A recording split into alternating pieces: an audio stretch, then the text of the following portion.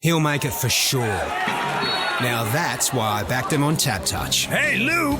Yes, Gene Simmons? He's probably the best when it comes to this stuff! Thanks, Gene. You've got the touch! You got the touch, you got the power. Got the touch? Choose TABtouch. Better your bet. Download the app today. Chances are you're about to lose. For free and confidential support, call 1-800-858-858 or visit gamblinghelponline.org.au.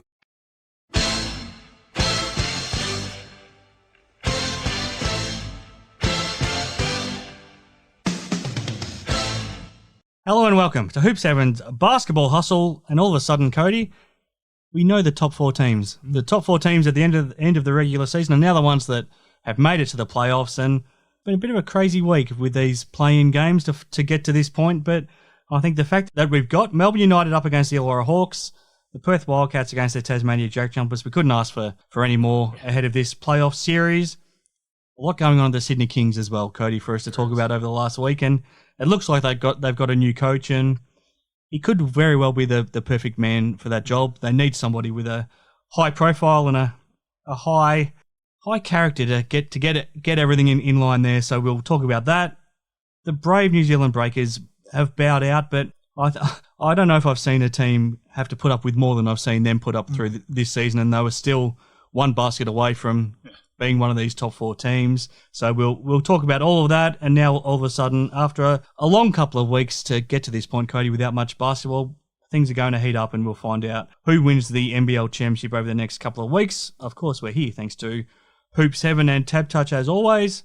I'm Chris Pike, but the man everyone's tuning to hear from, championship-winning Warwick Senators captain, St. Louis star, former Illawarra Hawks and Sydney Kings star, Cody Ellis. Good to have you back. It's good to be back again. Yeah. Look, glad that work is slowing down enough that I can come and do this with you again. So again, big shout out to Simon for filling in and giving us some really fun episodes to listen to. Now, good to be sitting alongside you again, Cody. Most importantly, you spent a week in Sydney. Yeah. Did you and Lauren manage to find any Taylor Swift tickets? No, absolutely not. Absolutely not. So, I mean, look, it's it was one of those things. I didn't have too many high hopes. Lauren was certainly the optimist in all that, but we tried. I felt sorry that we couldn't get him for her, but is what it is. I mean, it was the biggest show that's come through Australia in a while. So look, it is what it is. But it was really good to get to Sydney and see my brother and catch up with him for a while. What sort of world are we living in where you couldn't get tickets, but Julian O'Brien and his family were able to go? That's fair. No, that's fair. I mean, look, I certainly hit up Jules and to see if he had any connections, but he did, but he wasn't willing to give him yours. No. Sorry, he wasn't willing to give his over to you. Yeah. So no, that's all good. No, it's all good. Looked like him and the family had a good time there, and his shirt was top notch. So if no one's seen it, please go over to his socials and have a look at the shirt that he was wearing there. It was a good one. Just before we get into the basketball talk, we just finished a long weekend in Perth. Looked like you and the family had a good time, and you took the dogs out for a bit of a trip. Yeah, so put the dogs just in boarding, so they could run around with some other pups, which was great. So look, they really enjoyed it. Yeah, look, it was like I said, it was great to get over to Sydney and catch up with my brother, who we haven't seen in a couple of years, and it was really good. It was really good. Our third co-host, Elvis, has been through a tough couple of weeks as well since you last saw him, but he's now fully on the road to recovery. He's had an all-night party last night as we record this, and he's sleeping it off, so he might pop up at some point during the show. So hello to Elvis, and well done for being a brave boy to get back to full health. People will probably tune in to hear us talk about basketball, I think, Cody. So we're fresh off the play-in game, the official play-in game. So the Illawarra Hawks and the New Zealand Breakers on Monday night. They played out a hell of a game. It was a dramatic game. It could have gone either way in the end. Parker Jackson-Cartwright had a hell of a good look at a three on the buzzer that could have forced the game to overtime. And in fairness, it was probably a game that deserved overtime. But I also don't know if the Breakers could have survived another 5 minutes. They've been through a hell of a lot all season long. And I feel like the Hawks have probably got a little bit more left in the tank going forward to test Melbourne United. But fresh off that game last night, how did you feel coming out of it? Oh, exhausted. It was a lot. No, it was really good. Like, come down to the fourth quarter, and it was both teams just haymaker after haymaker. And it really looked like New Zealand had snatched all the momentum when Abercrombie hit that 3 to put him up for the first time. I thought that might have been it. And then J-Rob coming down and in back-to-back triples, which probably wasn't on my bingo card for the night, but he kept him in it. He was unreal. Just timely shots and, it was unbelievable game. Certainly a game that probably deserved overtime, like you said. Would have loved a bit of free basketball, but I'm sure the Hawks are glad that shot didn't go down by TJC. How good was it to see Wollongong get so behind their team? I mean, the 2 seasons under Brian Goorjian, they did well to get to the semi-finals, but I never felt like they fully had that connection with the community like they did even back to when you were playing, and made a grand final. And sort of after every game, Gorge would come out and implore the community to get behind our team. But it looks like they've really embraced this team. It might be Justin Tatum as coach, or it might be simply the way they're playing. They play that hard-nosed Illawarra type basketball that community loves. And how good was it to see that place packed and so loud? Oh, it was awesome. It was really cool to see. And look, I'm really happy for the club and the city to be in this position again, which is great. And I think I was saying that it's their first home finals win since 2017. I think is what they said. So that's huge. Like that's awesome. And look, like it's definitely what is being put on the floor, but a lot of that's got to do with what Tatum's done there. I think they are a lot of fun to watch, and you're right, they play that hard-nosed defense and just that grind-out, gritty type of game. And I mean, no one better at it than Davo Hickey, and what he's been able to do for that team has been perfect for that club and that town. So it was awesome to see. I think they had that place packed out. I don't think there was too many spare seats in that whole arena. So look, would have been good to be part of that in the stadium. It's not as big as some other arenas in the league, but I was there in 2010 for Game 2 of that grand final series, and I don't know if I've ever heard a louder building. You've played in that building when it's been packed as well. Yeah. That crowd gets as loud as anybody in the country. Yeah, they absolutely do. Yeah, because it's a smaller stadium, obviously, the sound can't travel too far. So once it's packed out and everyone's screaming and yelling, it's just as loud as most of the other places around the country. So it's certainly a fortress. How much did they hate you when you were a Sydney Kings player? Oh, yeah, look, they didn't really know us too well. So, it was, it was always fun going down and playing when we were at the Kings. Again, just the rivalry in general is always something that you kind of understand when you're on both sides of it. So it was always fun. Didn't have too many happy games in Wollongong as a King, but we weren't obviously the best Kings teams back then. So it's a fun place to play. It's certainly a shooter's gym, so I always enjoyed playing there. Only thing I didn't like, whoever threw a ball in Tom Abercrombie's face as he was walking off the court for his last ever game. Yeah, not quite ideal. No, not quite ideal. I think that might have been Sam punching the ball, and it ended up bouncing up and hitting him in the face. It could have been. Because I asked Tom after the game, how were you feeling walking off after your last game? And he said, I was pissed off because someone threw a ball in my face. Yeah, exactly. So that's how he'll always remember walking off after his last game. Yeah, I think, I can't remember, it might have even been Robinson who just launched the ball in the air, or Hickey maybe launched the ball in the air, and then I think it was coming down near Sam, and I think he just kind of like punched it, and it bounced off the floor and straight into Tom's face. I was like, that's not ideal. Not ideal. So look, he didn't look overly happy walking off, did he? Oh no, it's not much fun getting a basketball in your face. Yeah, it's not fun at all, especially after a loss. Yes, we will talk about Tom later on because it's been a hell of a career.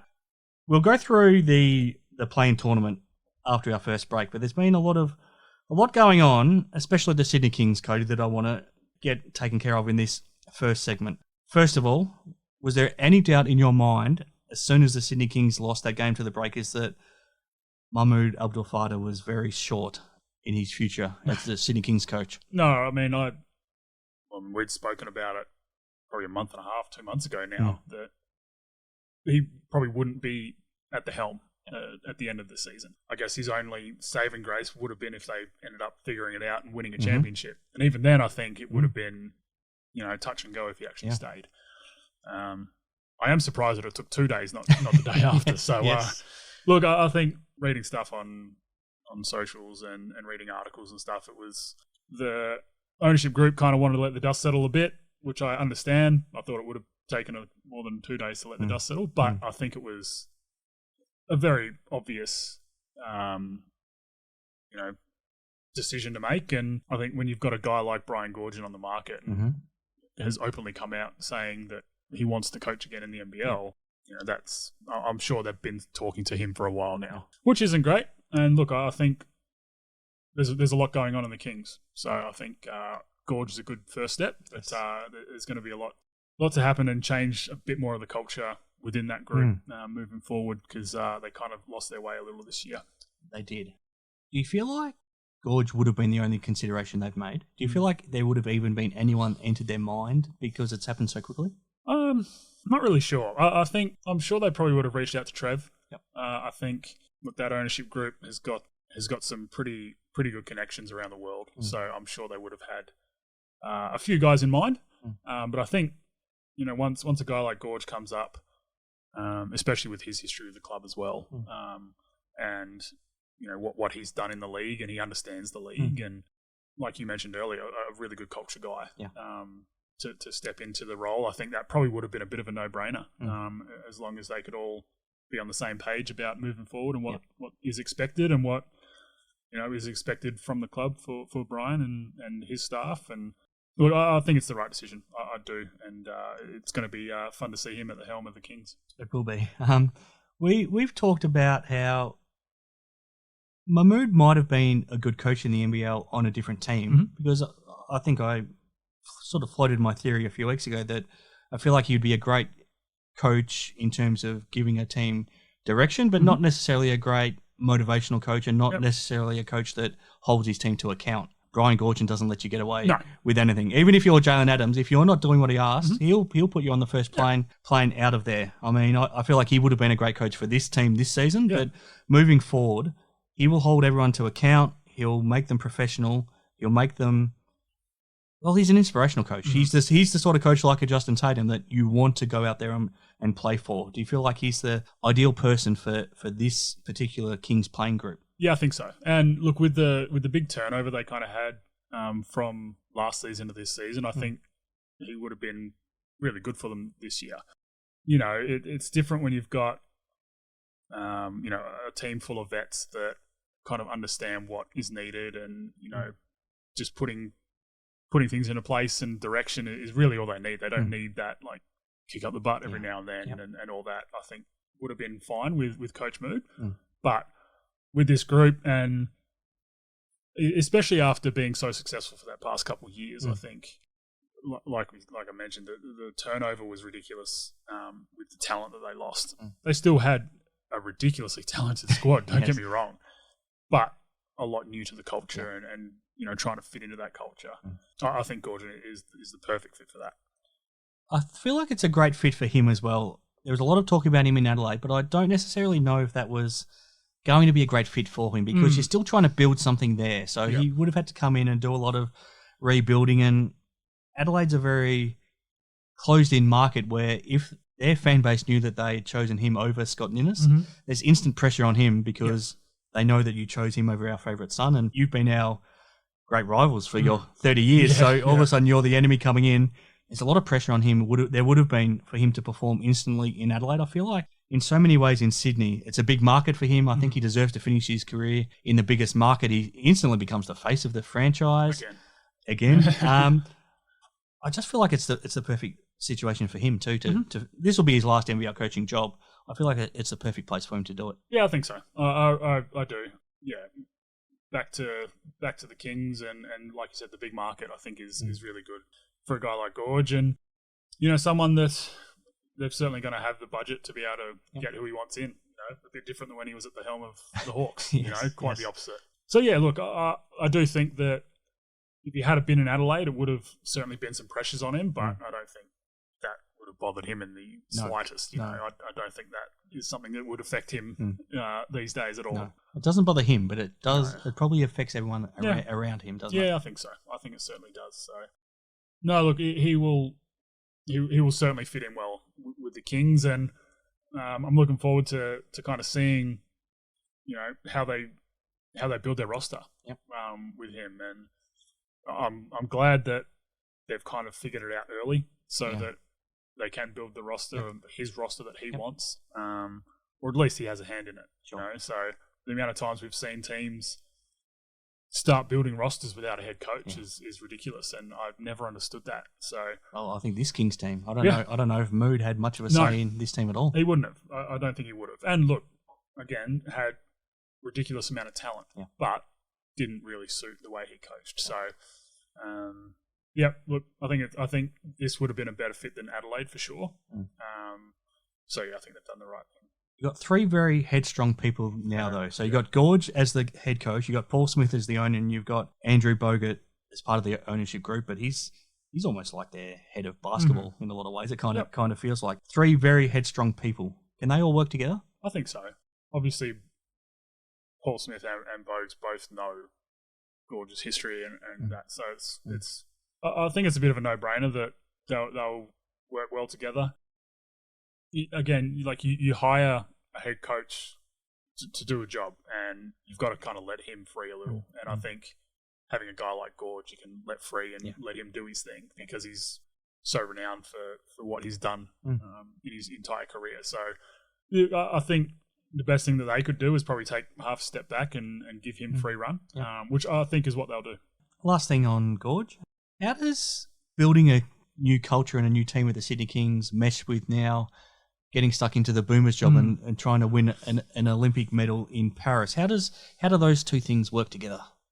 Yeah, it's a tough one, I'm sure, because that's a lot to think about. You know, it's two very big things that are completely separate from each other. And look, I think he's got a lot to do for this Paris team because I think he's got some big decisions to make. Yes, because there's certainly some older guys that this will probably be their last if they even decide to go with them. And there's some young up and comers that are going to be pushing for spots from guys that have earned spots in the past. So I think it's going to be a tough team for them to pick.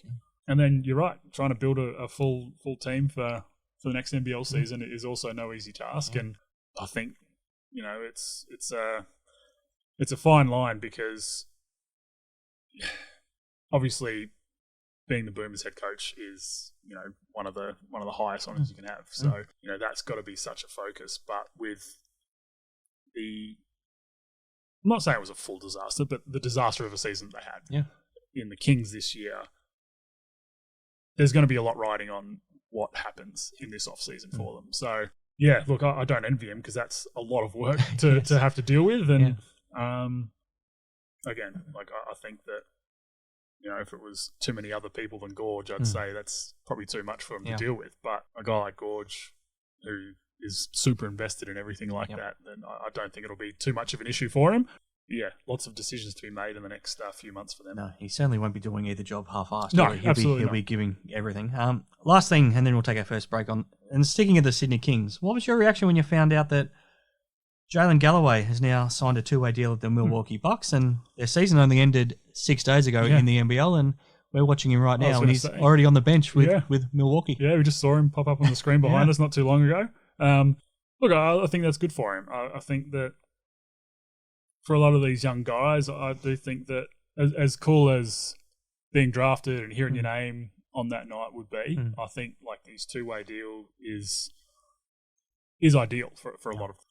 I think that he's going to go over, and I don't know how much he'll play, if he plays at all, because I still think he's probably another year or two away at least, at the very least, from really stepping on a floor and letting his presence known. But it'll be such a good experience for him. And the fact that NBA teams are now looking at these young guys from the league is awesome. It's something that with the two-way deals now, it's a lot easier to be able to go over there and do that, and then you can still come back here afterwards. And if it doesn't pan out, and look, I think that we're going to see a few of the NBL guys with their names in the draft this year that we'll obviously hear called. But I do think for certain guys, going down this route of the two-way deal is probably more ideal for them than being drafted. That's my thinking as well. Unless you're going to be a first-round draft pick and you're pretty much guaranteed of being on that 15-man roster, Luke Travers is a great example where I don't necessarily think it's been the best thing for him to get drafted by Cleveland, because if he hadn't got drafted, I think he might be playing somewhere in the NBA right now just because he's available. That's where I feel like Josh Bannon nominating for the draft, maybe he would be better off if he had have been able to get a two-way deal similar to this than Jaylin's got. That might have been a better way to go than, at best, he might be a draft pick in the sort of 60s, 70s, 80s if he does get picked up. Yeah, so he'll definitely be a second-round pick, for sure. I wouldn't see him being picked in the first round at all. Yeah. But again, like it's one of those things that growing up, especially over here, growing up, your dream is to hear your name in the draft. You know, hear your name called out and all that sort of stuff. Yep. But then, you know, they own your rights, which is tough. The two-way deals are ideal for, you know, like you said, especially some of those guys that are probably fringe at the moment, to be able to pick up by different teams and have that versatility of being able to, okay, these guys want me for however long, a month, all right, then I can come back. Or, you know, different team maybe needs me at the moment. Like, you're able to do that. It's a lot easier to do that than trading rights or buying people out or stuff like that. Yeah. So, yeah, it's an interesting one. It is an interesting one, and like I said, we'll hear a few pretty well known names down here called on draft night, I think. Yeah, we'll have a lot of guys drafted. But before the draft even, is there anyone else that you could imagine popping up for the rest of this NBA season from the NBL? Does anyone jump out that might make this similar jump? Yeah, the main one for me would be Magnay. Yes. Just purely off what he's done this past month, really. Yep. He's just kind of gotten better and better every single game. Yeah. And then, you know, what he did against the Hawks was unbelievable. Yes. You know, that was one of the better performances I've seen from, especially a big. Yep. You see these standout performances from, you know, guys like Bryce and stuff like that. But for a big, especially a 5-man and a legitimate 5-man, to have the impact that he did was unreal. It's nice to kind of see him mold into what we thought he was going to be. Yep. Because, you know, he's had these issues with injuries, right? And that's not ideal. It's not ideal, and you never want to see that from a younger guy, especially a guy like him with the potential that he had. So I think of anyone, there's a few other guys. I mean, DJ purely for his shooting and the fact that he can light it up. Yeah. But, you know, a guy like Chris Goulding, who has done that for his entire career and never really got that shot. Probably wouldn't surprise me if he didn't really get that opportunity, unfortunately. But yeah, Magnay would be my number one, and probably the only one that I can really see someone trying to pick up. Yeah, I think so as well. I mean, if he finishes this final series the way he started it, I mean, we're not going to see much more of him down here. So. He's just the only thing holding him back is just staying healthy, and he looks so healthy right now. All right, Cody, let's take a deep breath. We'll hear from TABtouch, and then we'll go through the play-in tournament and give our thoughts. Sounds good. He'll make it for sure. That's why I backed him on TABtouch. You got the touch. You got the power. Got the touch? Choose TABtouch. Better your bet. Download the app today.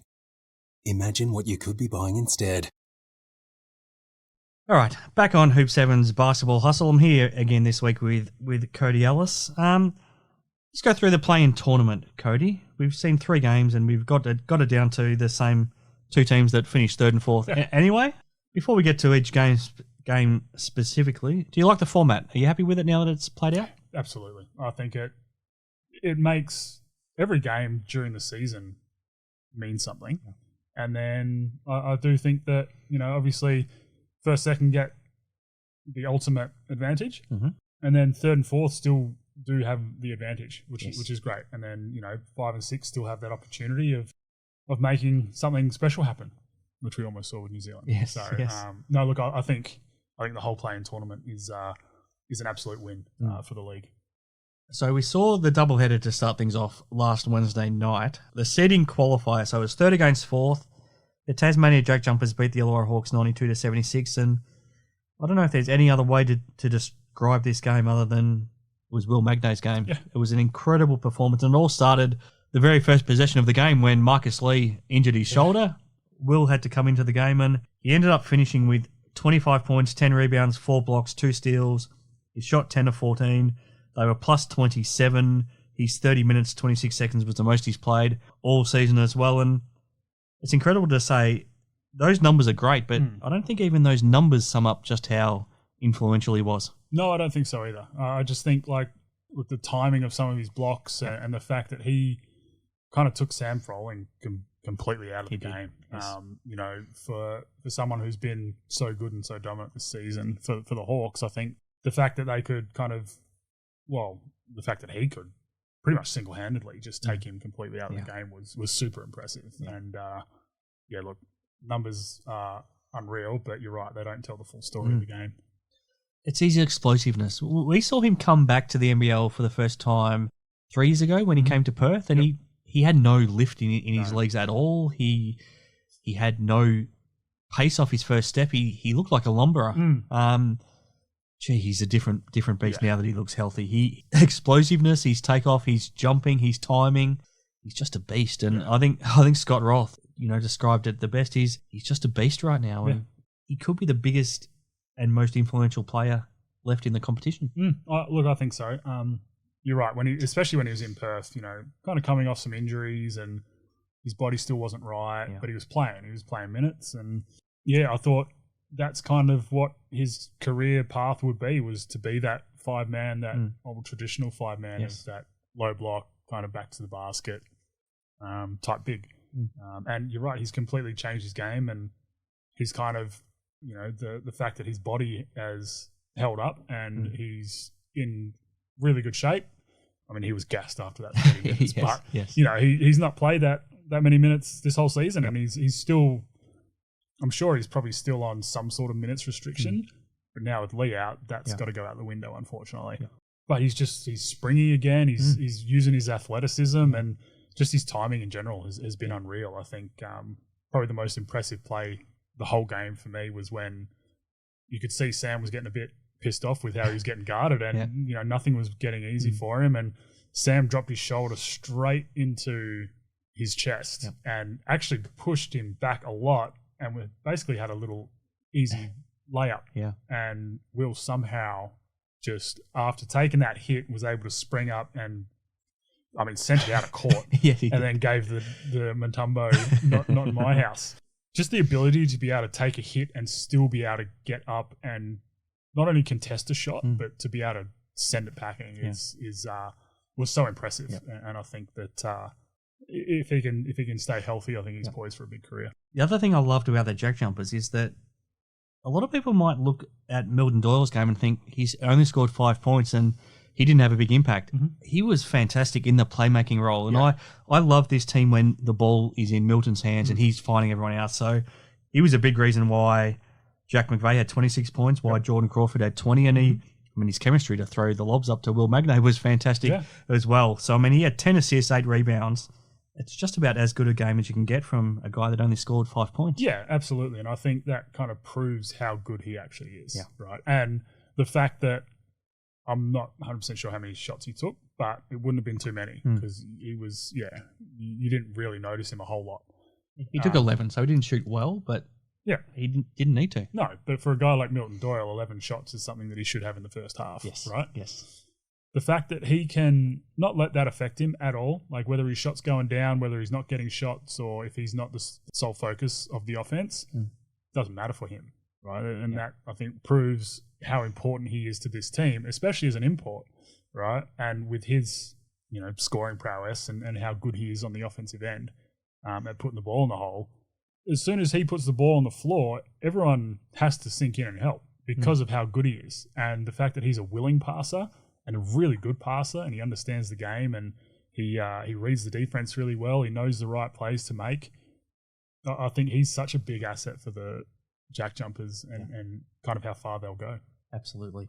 The second game on that Wednesday night, the play-in qualifier, I still think even 6 days later, this was an unlosable game in so many ways for the Sydney Kings. You look at the situation the Breakers were in. So we know they were without Anthony Lamb. Somehow Will McDowell-White played, but he couldn't even lift his arm beyond sort of shoulder level, so he couldn't really shoot, but he, incredible, brave performance to still play. Then Zylan Cheatham rolls his ankle in the first half and virtually couldn't run or jump in the second half, but still contributed. Muntas Robs-Davicius gets ejected halfway through the third quarter. The Sydney Kings are up big in the first half as well. you give a lot of credit to the Breakers because they put together a terrific second half, but in a lot of ways the Kings imploded at the same time. How did you feel coming away from this one? So the best play in that game to describe the Kings and their season was late in the fourth. I think it was only a couple points in it. Breakers score. I think it was DJ Hogue inbounded to Adams, who just nonchalantly just kind of let it bounce and then went to pick it up. Parker Jackson Cartwright came in, steal it. Yep. I think they ended up getting a 3 off that. Yeah. If that doesn't epitomise what the Kings were this season, I don't know what does. Yep. And only a few possessions before that, there was Isaiah Liafa, I think it was Adams again, picked his pocket in the backcourt because he was just so lackadaisical. Yep, absolutely. And look, I just think that does it. It sums up the Kings season to an absolute T. Yep. The way they came out in the first half, I thought they were just going to run away with it. Yep.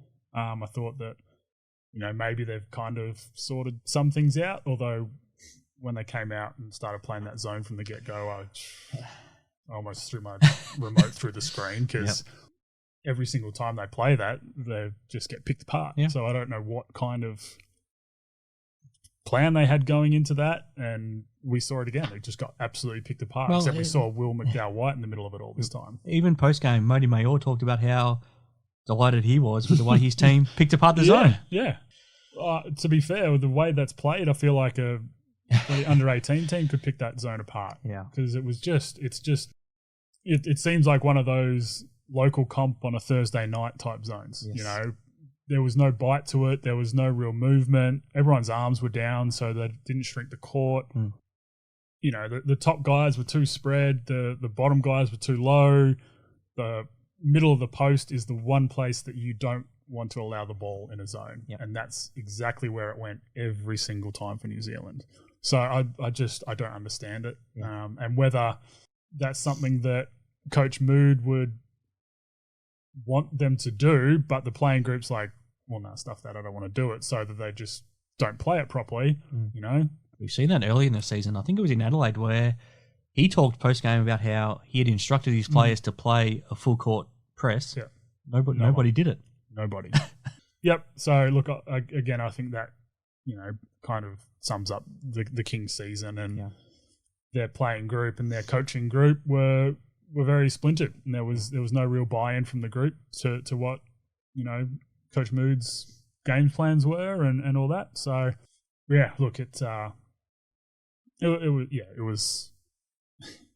kind of was the perfect way for the Kings to go out in that kind of fashion, because that's kind of summed up their back end of the season. It did. And the only way they were going to lose to this Breakers team, given everything they were dealing with, was if Parker Jackson Cartwright caught fire. And he did. He had 34 points, and he was incredible, but he was allowed to be as well. After the game, Mahmoud was asked, did you consider trying to get the ball out of Parker's hands? Did you think about double teaming him? He said, yes, we thought about it, and we decided not to. It cost them the game, it cost him his job, and then we see a few days later, the Illawarra Hawks do everything they can to make Parker's life hard, and they get the win. Yeah. I mean, I don't understand it. I don't. And that's been my big thing with them this year is, I've spoken about it on here a ton, is their ability to change their game plan mid-game. Okay, this isn't working, let's do this. Like, it just feels like every game they went in, there was no backup plan. There was no, plan B, C, or D.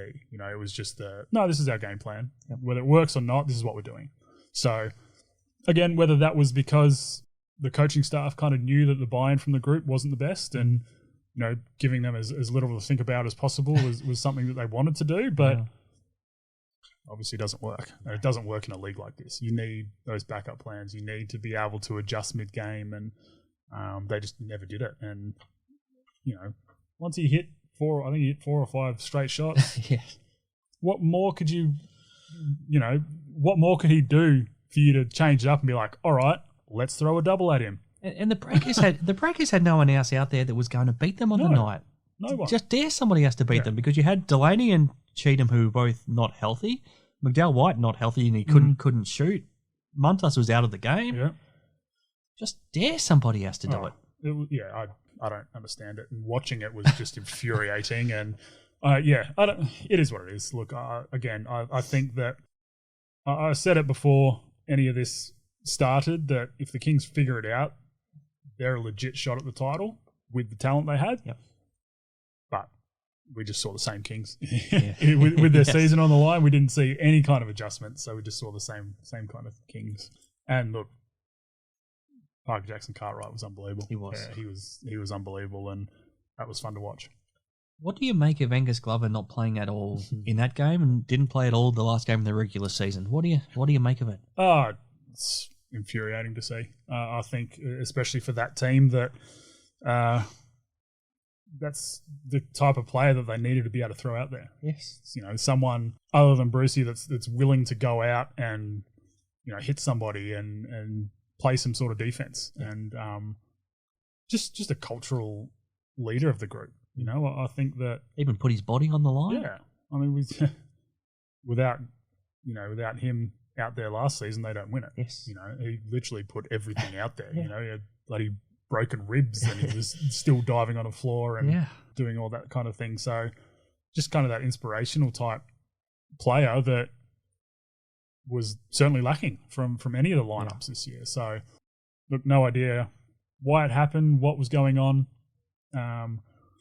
But obviously there's all these rumors out there, but again, none of us actually know the answer. Internally they do, but none of us actually know the answer. So who knows what happened, but wasn't right. And I certainly, I'll certainly tweeted out a bit of a tweet after it, and showing my displeasure and look, as a player, that's never fun to do. So hopefully he lands on his feet somewhere, and he's one of those players that you could slot into any team and they'd be immediately better, especially on the defensive end. So I'm sure he'll land on his feet somewhere. Maybe he goes back home. Maybe. I think he'd probably fit in well with that team and how they play. So that led into the play-in game on Monday night, like we touched on off the top of the show, and it was an incredible game. It was always going to be. I mean, these two teams, they have great never-say-die attitudes. Yeah. Neither of the Illawarra Hawks or the New Zealand Breakers were going to lie down. Even when the Hawks got up by 15 points in the first half, you always felt like the Breakers would come back into the game, and they did. And probably sort of midway through the fourth quarter, that it felt like they were in control, and they were up by 4 at one point. In the end, it looked like their situation caught up with them, where everything was still on Parker Jackson-Cartwright's shoulders just because of how sore and wounded everybody else wasn't. They lost Will McDowell-White again to another different injury. He had his shoulder, but then he rolls his ankle on. I think it was on Parker's foot from memory. Possibly, it was on one of his teammates' foot. So in the end, it felt like it just caught up with the Breakers, and they gave up 20 offensive rebounds. They had 20 turnovers, and that was pretty influential in the end result. And despite that, they still had a chance. That three from Parker on the buzzer looked good, money. So they could have sent it to overtime. We talked about it off the top of the show, but what stood out to you after this one? I mean, the fact that no team wanted to hold on to the ball and they kept turning it over, they kept throwing it to the opposition was infuriating for a game that had so much riding on it. But again, like the magnitude of this game and the nerves and all that sort of stuff would have been kicking in. And look, that obviously led to a lot of turnovers. But I don't think that, we've seen games where teams have turned it over this much that have just made the game look awful. I don't think they really determined what this game looked like. Obviously, Breakers with 20 turnovers, Hawks scoring 25 points off those that's rough. I think they're probably lucky that it wasn't more than 25 points because it could have been a lot more than that. The Hawks have been really good at, causing turnovers and running off it. That's kind of been one thing that they've really helped turn their season around. But on the other end, the Hawks threw it away a ton as well and gave the chances back to the Breakers. So that kind of evened each other out a little bit. I think the O boards was the big thing for me. Yes. Just the Hawks too relentless on those O boards, and there's only so much Cheatham and Mango can do, and I thought both of those guys played really well for the Breakers. And look, the guys like Davo, Hickey, coming in and just relentless on the boards, and he was, he either got it or had had a hand in getting it so many times. I want to get your thoughts on him. How has he been able to come in and play such a big role under Tatum? Because he was virtually a non-factor under Jacob Jackomas and virtually not playing at all.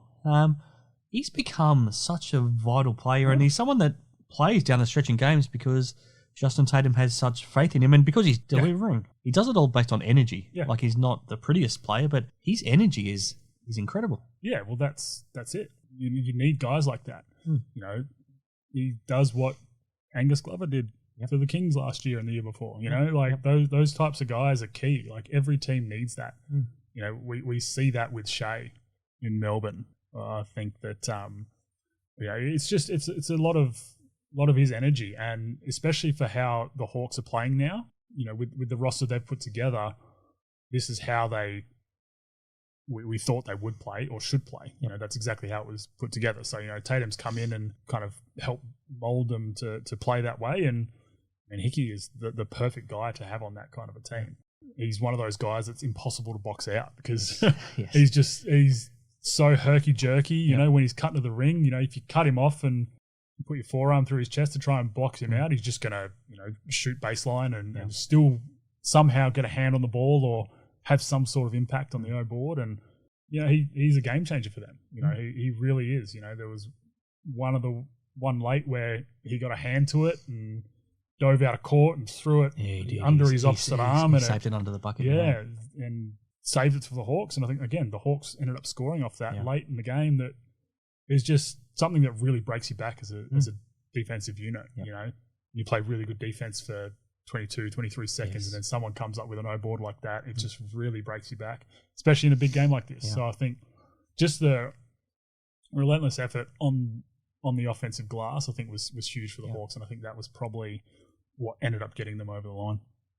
Justin Robinson as well. He hasn't had a great season. I think it's fair to say, and he's had his troubles, and, you know, he found himself out of the starting lineup as well. But this was probably his best game when it mattered the most, and in a game where neither team was shooting their free throws that great. He went 14 of 14. That sealed the game in the end. Yeah, it did. He was unreal, and, you know, like I mentioned earlier in the show, him hitting back-to-back triples late in the fourth to keep the Hawks in touch.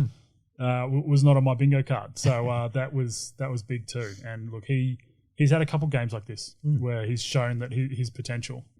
No bigger game to do it in than this one. So he was awesome. The big one for me was probably Wani on how he guarded Parker Jackson Cartwright. Absolutely, the annoying little pest that Wani is, and he really showed that. And he was awesome. He was really good, and he's going to have to keep doing that kind of a thing if the Hawks are going to go far. It's two pretty good scalps. He's done great jobs on Bryce, and now he's done great jobs on Parker. I know they play a team defense as well, but absolutely, he deserves a lot of credit for curtailing the two hardest players to stop in the league. Oh, absolutely.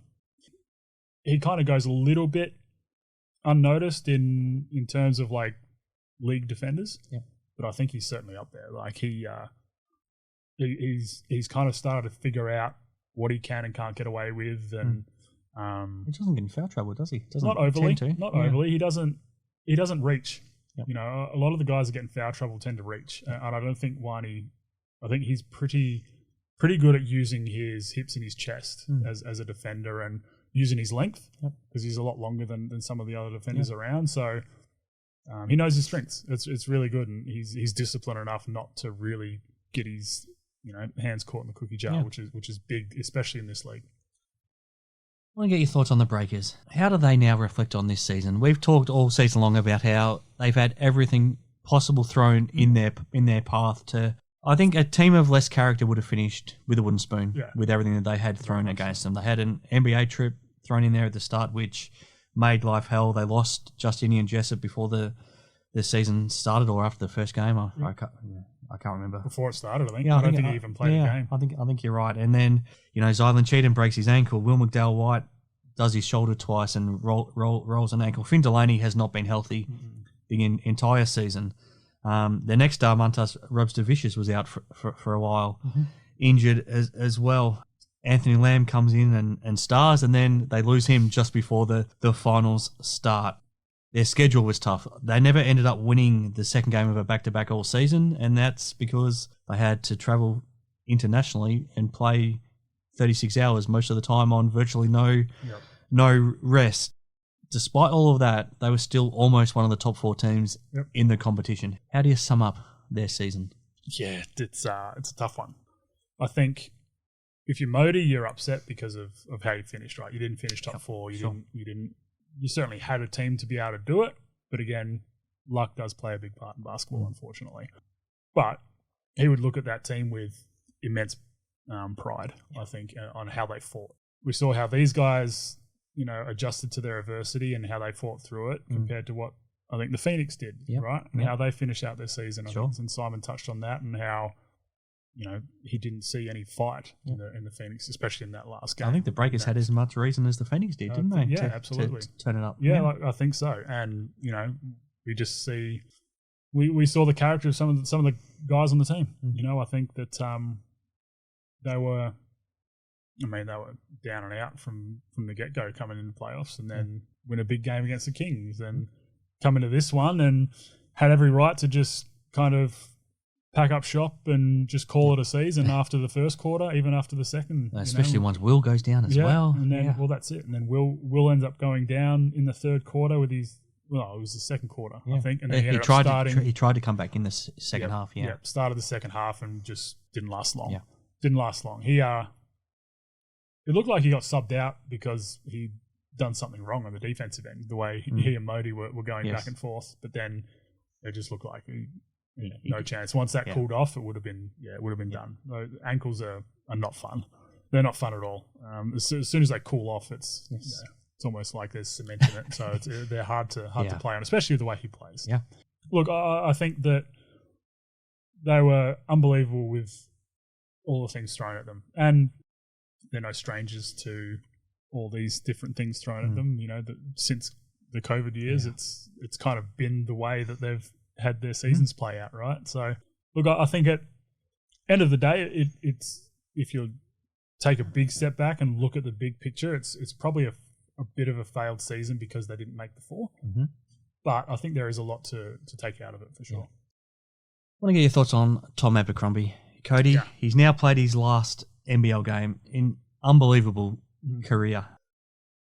It defies belief when you look at the things that he's achieved. 427 games, 4 championships, grand final MVP, and just about every category at the Breakers except for rebounds, which is owned by Mika Vacona. Yeah. He's the all-time leader in. So games played, points, field goals, everything else. You go right down the list. He's an all-time great of that club. His number 10 will be up in the rafters before too long. Very shortly. Yeah. You played your entire NBL career up against him and matched up with him. Yeah.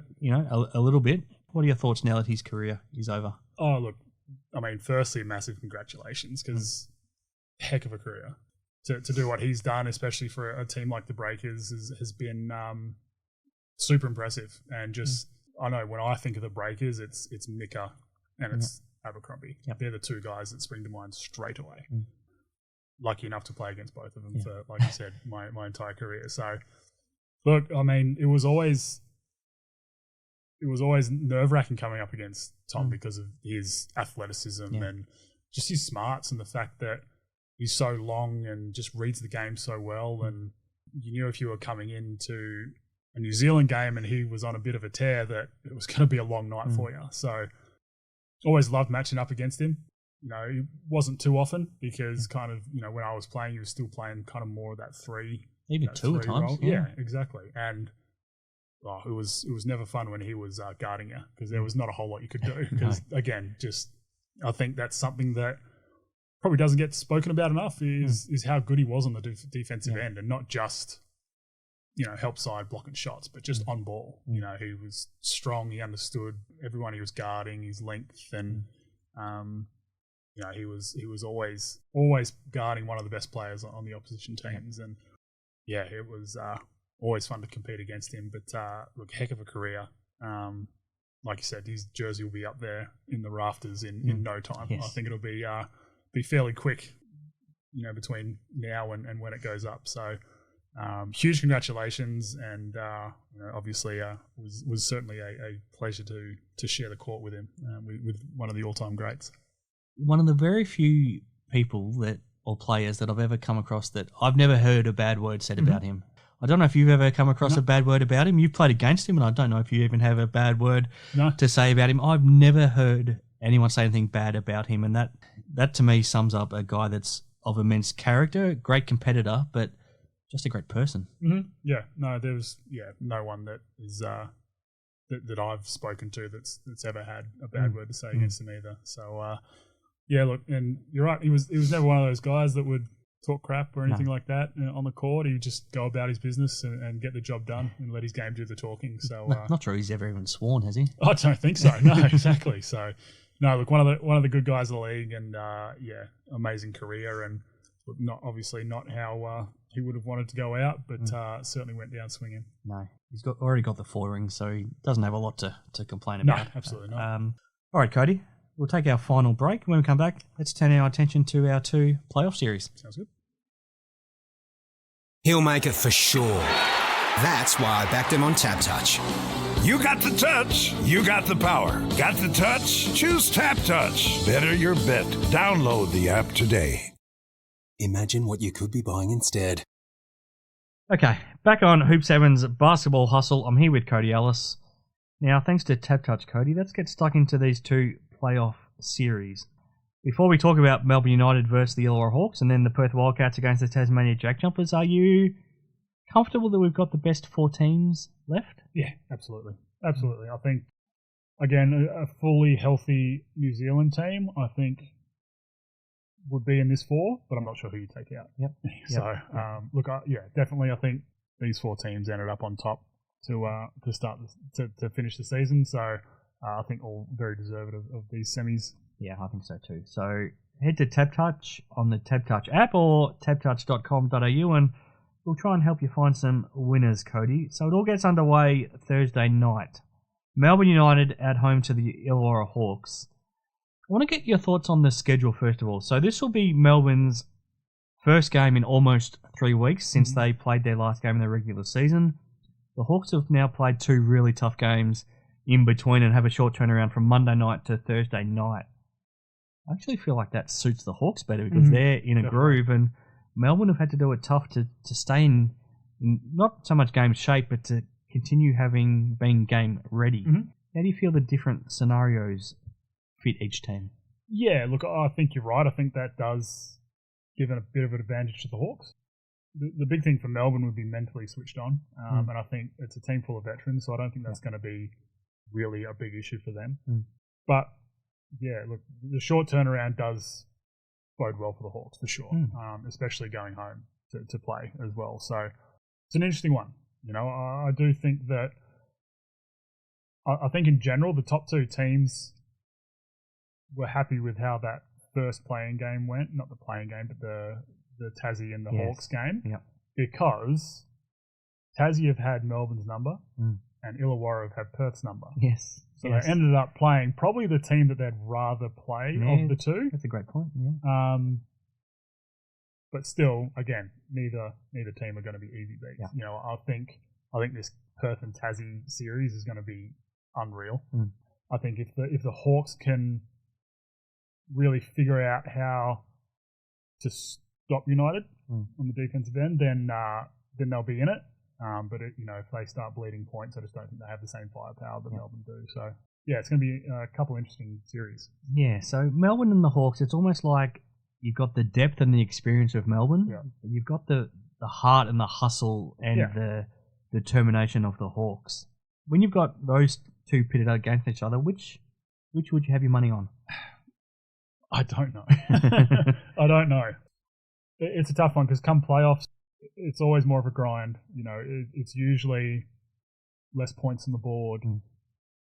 So look, points are usually a lot harder to come by because there's more let go on the defensive end. I do hope we see that. I do hope that there's not whistles blown every single possession. Yes. But look, I can't see either team really blowing the other team out of the water, purely because I think that Melbourne has the firepower to be able to do that to the Hawks, but I don't think the way that they're playing and you're right, like you said, their grit, their determination, their willingness to kind of do whatever it takes to win will allow that. I think we kind of saw their bit of a hiccup game against Tassie. So I think that they'll be primed and ready to go. I honestly can't pick who will win this series. It wouldn't surprise me if the Hawks got this first game, purely because Melbourne haven't played for 3 weeks. Yes. And Melbourne possibly stealing the next two. But look, the Hawks win that first game and then going back to Wollongong to play would be scary for Melbourne. It would. Okay, Friday night, game 1, Perth Wildcats, Tasmania JackJumpers. Very similar. The Wildcats wouldn't have played for almost 3 weeks. The JackJumpers have only played once, but they got a really good hit out in that game against the Hawks, where they'd be feeling on top of the world given the way they played in that game and the momentum they would have taken. I guess we wait and see how Marcus Lee pulls up as well, but gee, even if he doesn't play, that just means more minutes for Will Magnay, so it's not necessarily a bad thing. Doesn't feel like a great matchup for the Wildcats. No. I don't know if they've got an answer for Magnay, but I also don't know if the JackJumpers have a great defensive answer for Bryce Cotton either. So this is fascinating in a lot of ways. Nice rivalry between the two teams as well. How does it play out? Yeah, look, it's an interesting one because you're right, Tassie rolling right now, Perth not playing for 3 weeks. And had been playing poorly before that. Yeah, hadn't played great. So that's been a long 3 weeks for those players. I already know it because they would have been running to the ground for that first probably week and a half, and then spent this week kind of preparing, I think. So they would have had from what I heard, they had a intra-club scrimmage that Bryce wasn't involved in, that's fair. I think making sure Bryce is at 100% health. Were you asked to be involved? Did you get back on the court? No, absolutely not. No. So, look, I think that I still think having 3 weeks off is ridiculous moving into playoffs. It's so crazy. You know, we see it in the AFL with some of those guys having 2 weeks before playing a finals game. It's just not right. But that's a different story, obviously. Every game between these two teams has been awesome. Yes.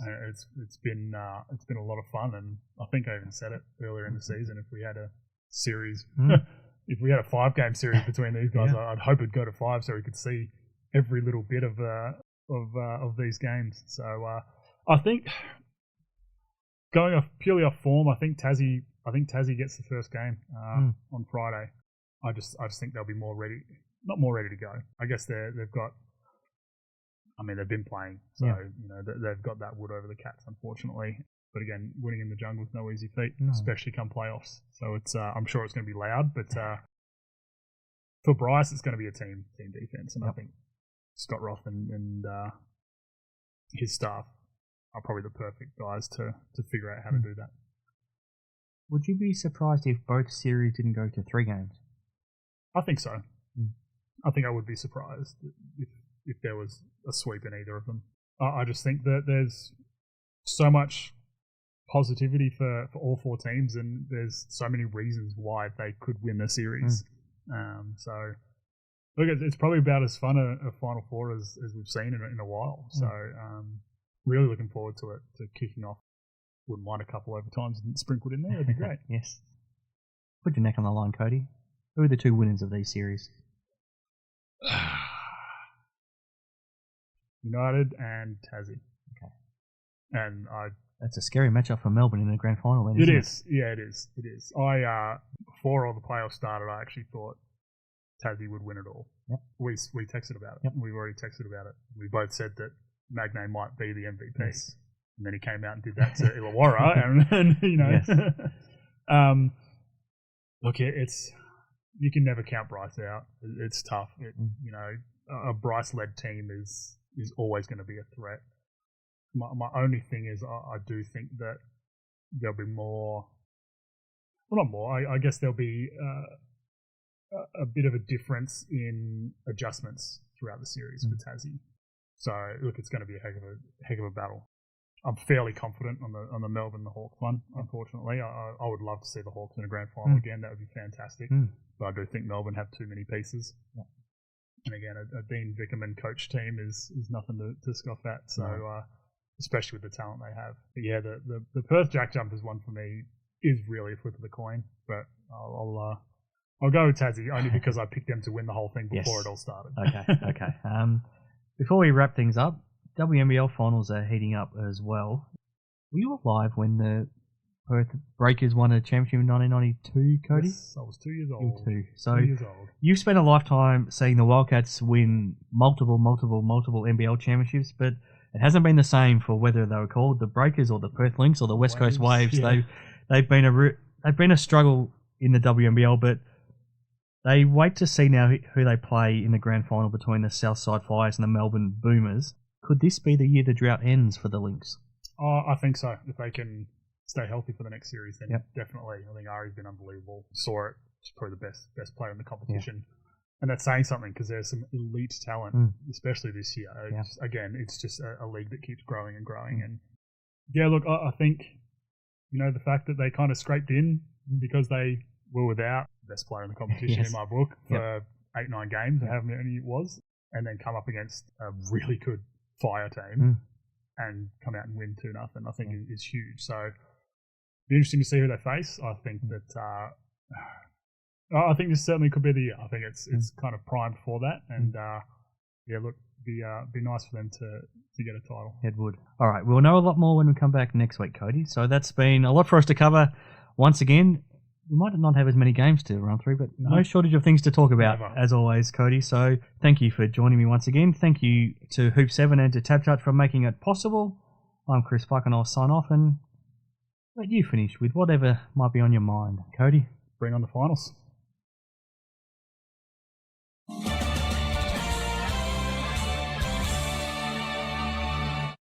He'll make it for sure. Now that's why I backed him on TABtouch. Hey, Luke! Yes, Gene Simmons? He's probably the best when it comes to this stuff! Thanks, Gene. You've got the touch! You got the touch, you got the power. Got the touch? Choose TABtouch. Better your bet. Download the app today. Chances are you're about to lose. For free and confidential support, call 1-800-858-858 or visit gamblinghelponline.org.au.